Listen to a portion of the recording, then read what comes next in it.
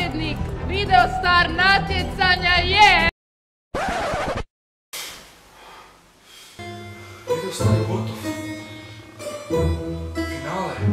Ne. Tek je počeo.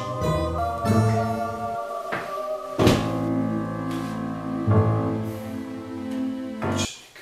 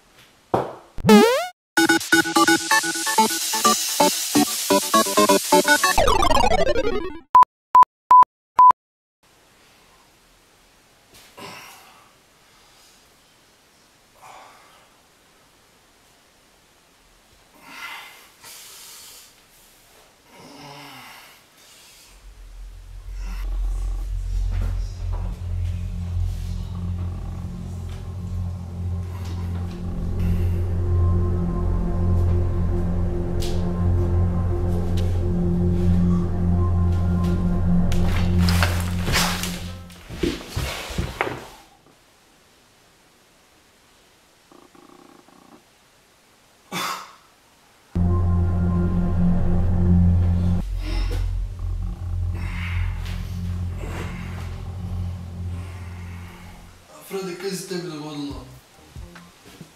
Pa prej si govoril kak je Videostar počeo, sad se to neki crveniš.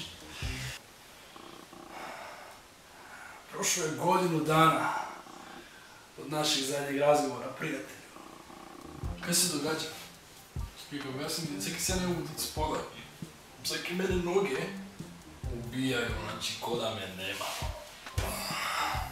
A ne znam ja zašto tebe noge ne služe.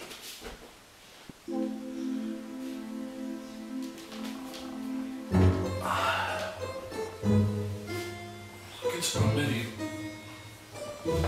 Kaj se događa? Sve ćeš saznati u vrijeme.